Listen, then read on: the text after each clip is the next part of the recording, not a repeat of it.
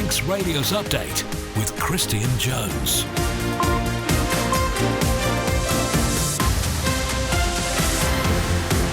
It's 5 o'clock on Friday the 25th of April. Fastamai, good afternoon, and this is Update.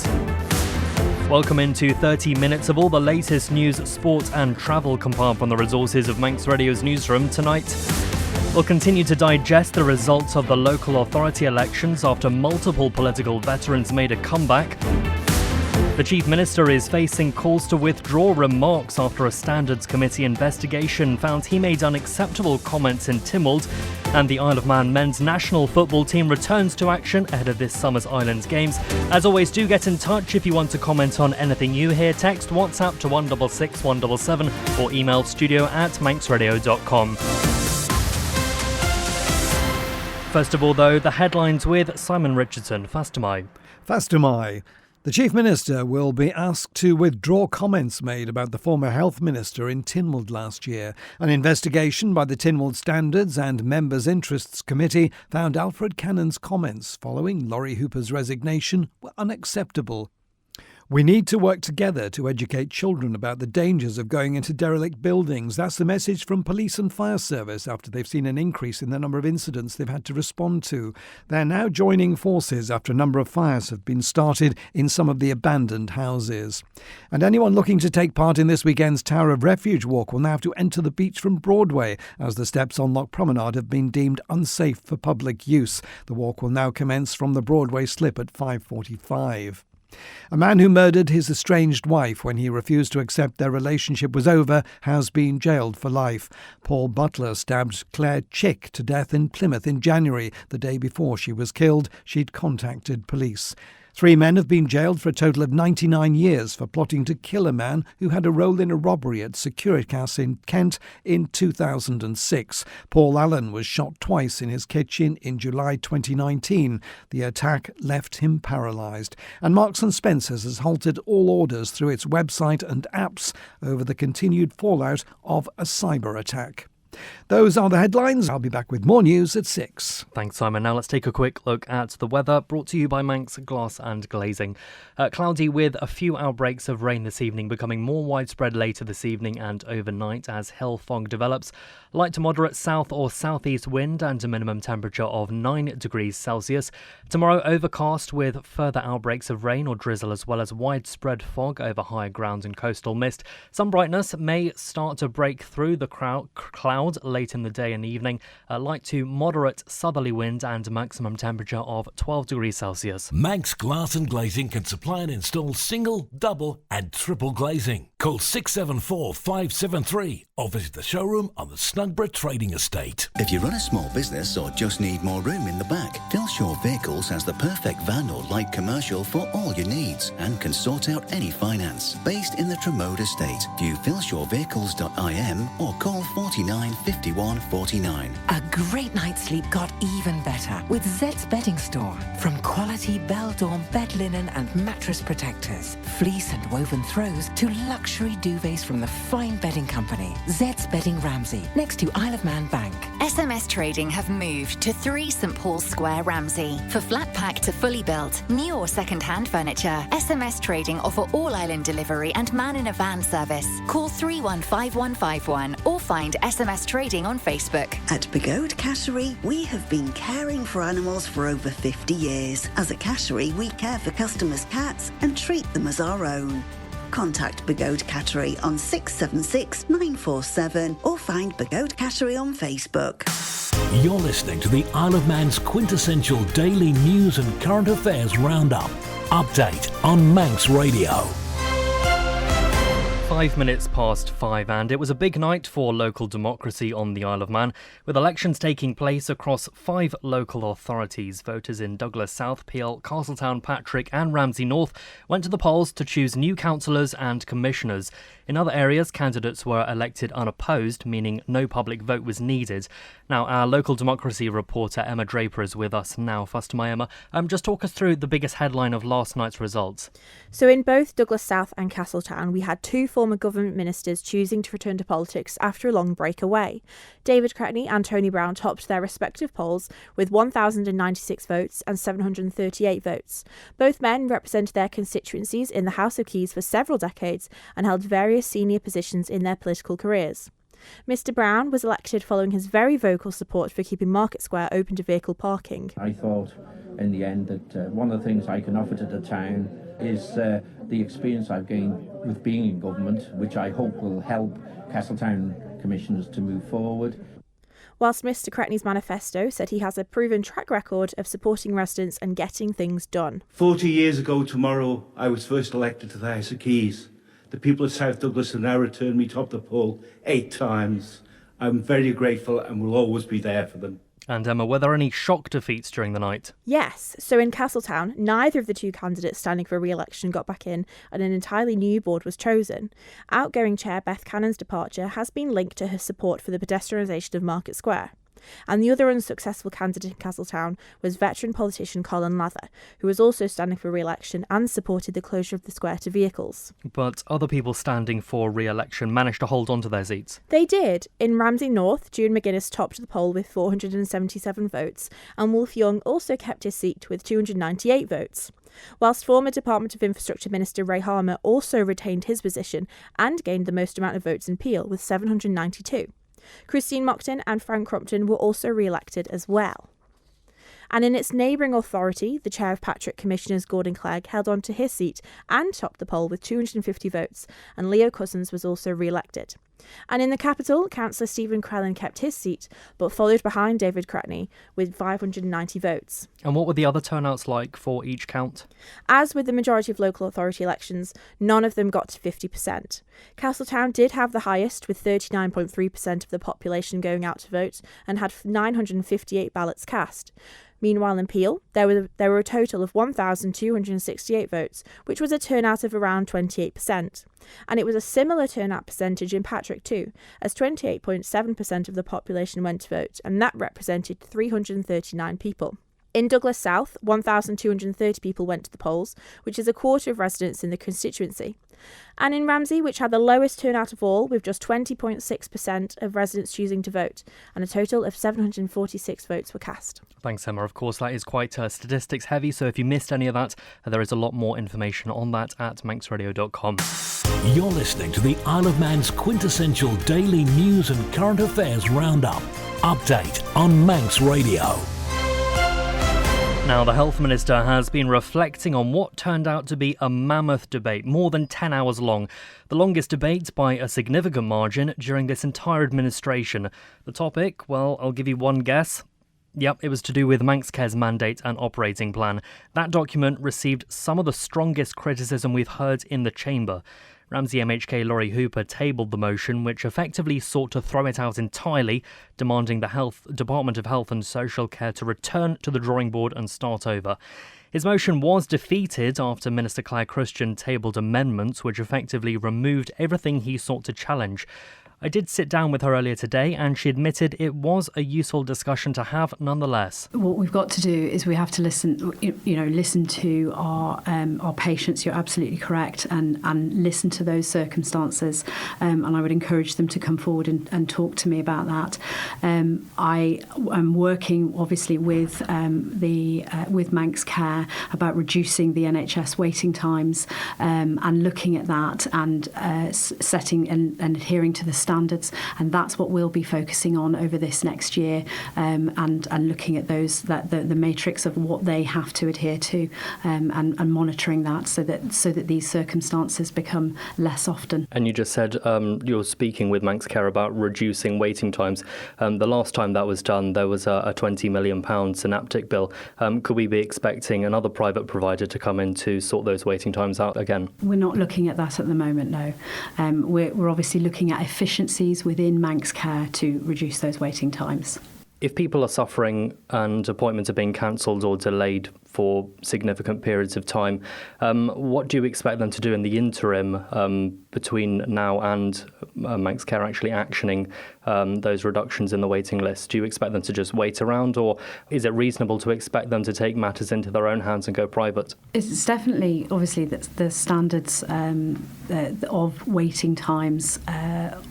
In an ideal world, Christian, to have no waiting times is something that is impossible around the globe for an NHS service. So there are expected waiting times. I think we have to be realistic about that. But I would certainly reassure the public that the waiting times are based on clinical decisions. So it's always the most important are put first. Health Minister Claire Christian speaking there. And if you missed any of that debate and want to know what your MHK said, then we do have a comprehensive article available at manxradio.com. 11 minutes past 5 now, and the Chief Minister will be asked to withdraw comments he made about the former Health Minister in Tynwald last year.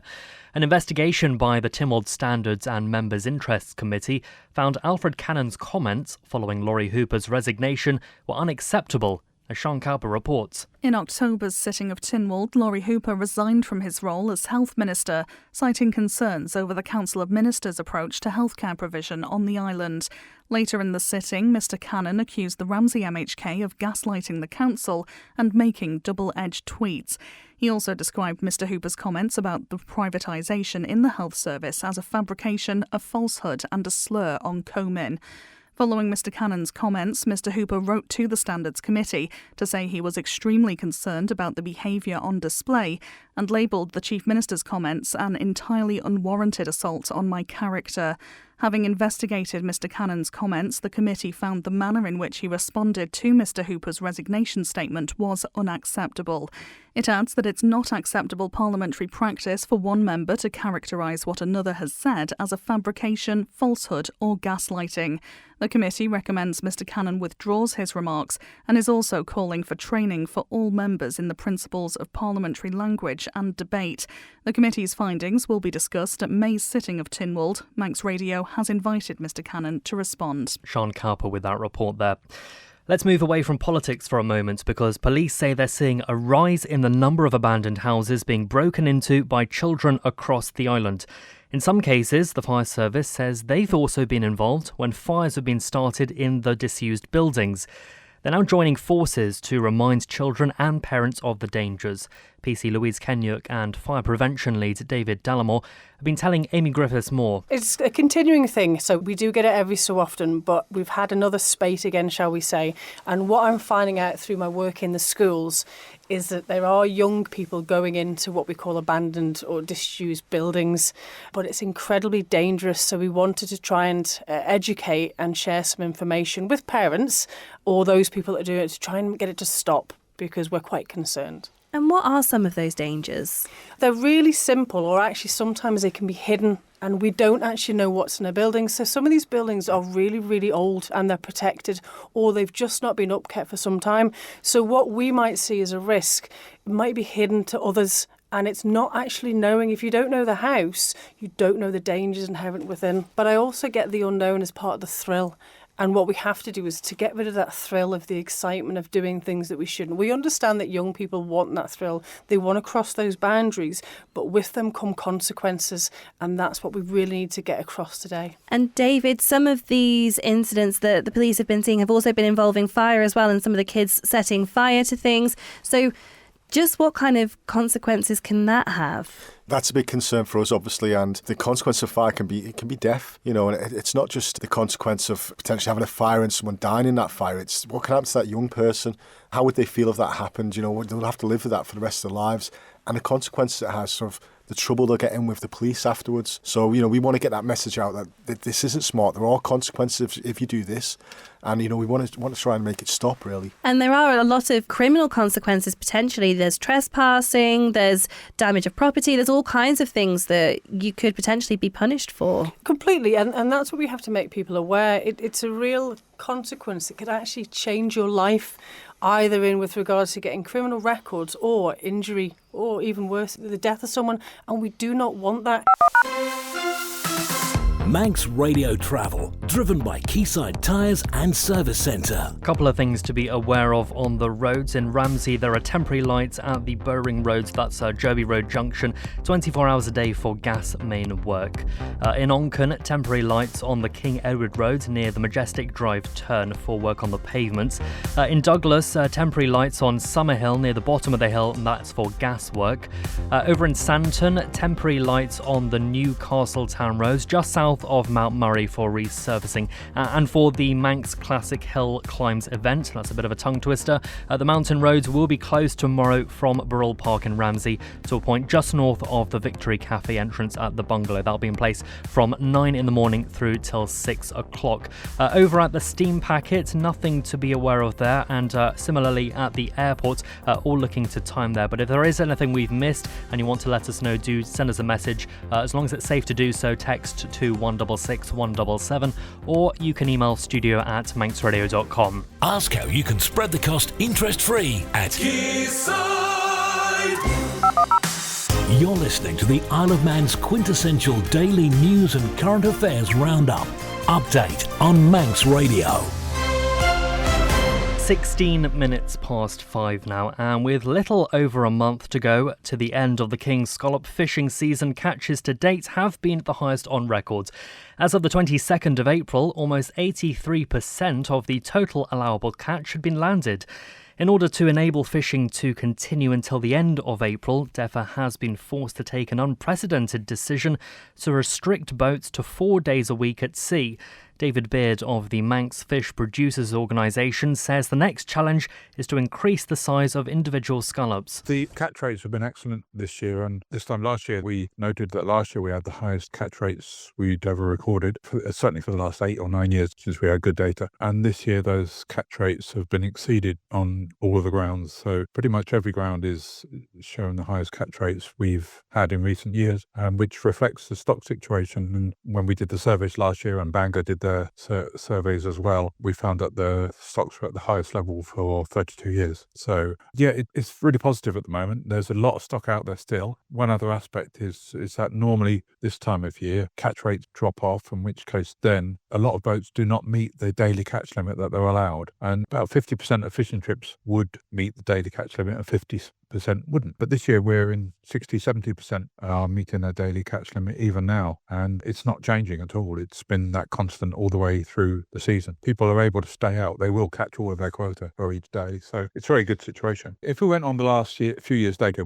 as I said, we wouldn't expect the boats to be catching as much per day that they go out at this time of year. And this year we've had to change the number of days that they can fish, so for the first time actually. So they're now able to just fish any 4 days out of 7. So they can choose their days, and the daily catch limit is still the same. What is the market price like at the moment? It's challenging. It has been for a couple of years now. I think the problem really is the fact that we've got this extra administration cost since Brexit of exporting the goods. There's an awful lot of extra administration and paperwork, which is costly. And so therefore the price that is paid to the fishermen is less than we would like it to be, because the processors have to make a profit. Otherwise they won't be here. And so the sort of market price is relatively stable, but the price that's being paid for fishermen has had to fall. It's just the result of all the extra costs. David Beard of the Manx Fish Producers Association speaking to Simon Richardson there. 19 minutes past 5, and let's turn our attention to these 20 mile per hour speed limits, because the Infrastructure Minister says she regrets how plans to implement them in the island's towns and villages have been communicated. Earlier this week, Dr. Michelle Hayward confirmed there would be more opportunities for feedback on the proposals following backlash from the public. She says the extra consultations will give people the chance to have their say on which roads should or shouldn't be included in the scheme. It's undoubtedly going to happen in some form and in some places. So what we'll be doing is we'll be publishing the maps of what the speed limits are now, and then we've applied a set of criteria which is to do with the density of housing or the proximity to schools or recreational grounds playgrounds or shops and other local features that would indicate to us that traffic speed should be slower in that location. And so we'll publish that as a map alongside it, so you can see what does it look like when we put our set of criteria on it, which roads do we think should be slower, and then we will ask for direct comments on those. And it may be that people look at roads and go, well, okay, I can see why this road is included. However, it's quite a wide road, the pavements are quite deep. I actually don't think the risk factors on this road are the same as further along. So we can move where those boundaries are. It might mean some roads get included, it might mean some roads drop out. And so it's really allowing a detailed chance for especially the residents in a location who know the area and probably on the pavements or on the roads around there far more than anyone else, and will have a much better idea of how traffic moves through there. It will allow them to respond and to give us that detailed feedback. Why do you think these plans have caused so much confusion? Do you think they've been communicated well enough? If I'm brutally honest, no, I don't. I think we should have started talking about it before we published the traffic order, but it's one of those routine things. It's a delegated power that I hand over within the department for people to sign off traffic orders, and it just went through the system. And that is unfortunate. I do regret that, because it's allowed a lot of misinformation and disinformation to get going and to really take hold. So internally, we called it the all-island speed limit because we were dealing with locations all the way around the island as per the Tynwald resolution, which was to look at all residential areas. But then that's been interpreted as the whole island is going to be a 20 mile an hour, and that's clearly not true. And you can see that in some of the things that are written, particularly on social media by people, that they've really misunderstood what we're trying to do here. Infrastructure Minister Michelle Hayward speaking there.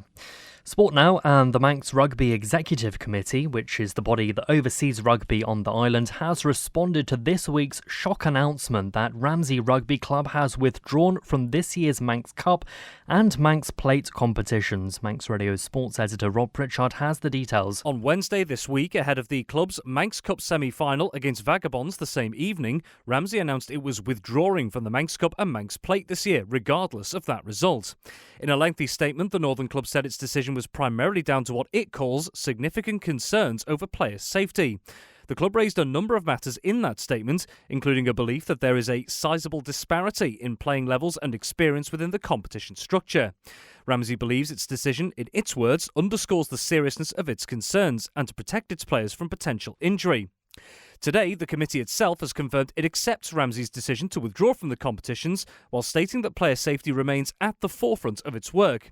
The statement reads as follows: Manx Rugby and the MEC are holding a meeting over the coming days to discuss the matters raised.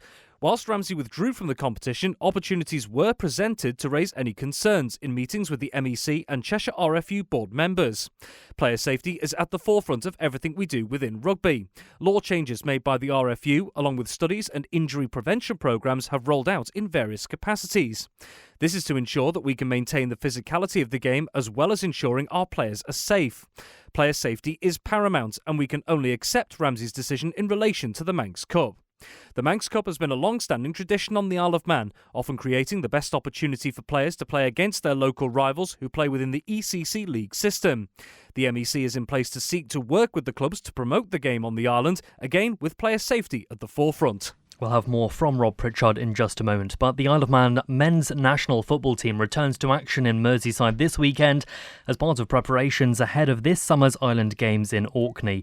Manager Chris Bass Jr. is taking charge of his first national fixture. We play against a team called Hale with Apollo. They are the Liverpool County League champions. So what I'm expecting from them, I've had a quick look and done some research on them for as much as I could get on them. They look like a physical side, like quite a big side, quite a physical side. I'm expecting them to be quite good. I'm hoping for it to be a very difficult fixture and to test our lads and to give myself, Rick and Matty something to work on and look for and put some of our own ideas into action. But yeah, I'm hoping for a really competitive fixture on Saturday, one to get us going, certainly. With regards to the squad itself for this weekend and who you've worked with so far, what would you say are the biggest qualities this squad has at the moment? Yeah, looking forward to the Island Games. We've sort of looked at areas that myself, Rick and Matt like to kind of the way we want to play, the way we want to set our teams up. We have different options. So what we've added into the squad is certainly a lot of attacking prowess, a lot of pace, in wide areas, which is something that myself, I was a wide player, and Rick was a wide player. So yeah, so that's definitely something that we like to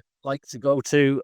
So we've added players in them specific areas. We're really excited. We've got a lot of goals in our squad. So yeah, so we're looking forward to it. Looking forward to seeing the lads play. But yeah, I think that in them specific areas we've added goals, definitely, and a lot of pace. When we looked at the Ireland Games back in 2023, the most recent one obviously wasn't quite the results you guys were hoping for. You'd gone in as defending champions, really. But what's the mix like going into this one of, say, fresh blood and experience, those who've been to an Ireland Games before? One thing I did look at was a lot of Ireland Games experience. The last time that when we went to Guernsey, there was a lot of inexperience. This time round, I want some players in with Ireland Games experience, which we've got in. Players that have won gold medals, players that have done an Ireland Games, so they know what to expect. It's a heavy schedule. Rob talking to Chris Bass Jr. there, and Rob now joins us live in the studio with the latest sport. Faster my Rob. Faster my Christian. Well, first tonight we're going to stick with football because the final weeks of the Isle of Man football season are approaching, and 8 now remain to battle it out in the upcoming quarterfinals of 2 cup competitions this weekend. 8 ties are scheduled across the latest rounds of the Manx Quality Sheds Hospital Cup and Ascot Hotel Junior Cup, with 7 of those being held across Saturday and Sunday. On Saturday, 3 Hospital Cup ties are penned in. Among those, there's an all Division 2 affair as Colby host Douglas High School Old Boys. The other Division 2 side remaining in the competition, Ramsey Youth Centre and Old Boys, host top flight visitors Laxey, whilst an all Premier League meeting at Billygoat Park sees Foxdale welcome Ramsey, I should say. The remaining Hospital Cup quarter-final between Peel and Ayr United has been postponed until next Tuesday, the 29th of April at 6:15pm, due to players from both teams receiving call-ups to the Isle of Man national team this weekend, who we've just heard from. Elsewhere, all 4 Junior Cup quarter-finals are scheduled for this Sunday, including in the 4 games, defending champions Ramsey travel to St John's United. And you can see a full schedule of this weekend's fixtures at manxradio.com.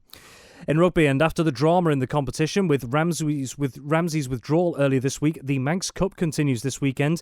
It's the final group fixture of the competition, which sees Vagabonds host Southern Nomads at Ballafletcher tomorrow at 2:15pm. Who can qualify for the final remains up in the air due to Ramsey winning Wednesday's semi-final and then pulling out of the tournament. Well, the Manx Executive Committee is meeting tonight in just over an hour to discuss the matter. And the finale to the 2025 Isle of Man hockey season gets underway tonight with this year's Men's and Ladies Cup Finals weekend taking place over the next 2 days. The first of 6 finals across Friday and Saturday gets underway shortly at the NSC in Douglas, with the Ladies Cup Final between Castletown A and Backers A at 7pm. Thank you very much for that, Rob. That is all for Update this evening. Thanks to newsreader Simon Richardson. Do head on over to Manx Radio's podcast sections if there's anything you heard on the programme that you want to take a closer look at. Up next is Rob Pritchard again with Friday Sport. I think he's doing overtime. That'll be followed by Chris Kinley with Greatest Hits. The Kane brothers will then be in the hot seat from 9 o'clock, and then Rhiannon Evans has After Hours from 10 o'clock. Have a good weekend. I'll be back with you on Monday, so until then, take care. Bye-bye for now.